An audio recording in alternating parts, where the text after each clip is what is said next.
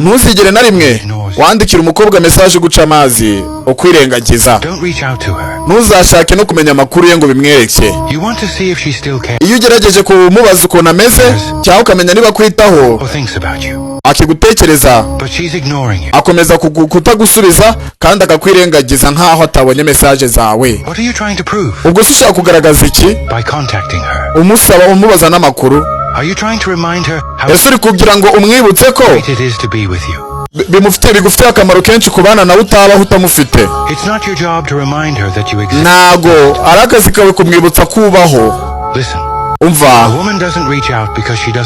buri utagira ngo umukobwa aba adashaka kumenya amakuru kubera ko batabishaka. Ariko wowe nk'umugabo ntuzigere utinyuka ngo ubane n'umuntu udakeneye kumenya kubaho.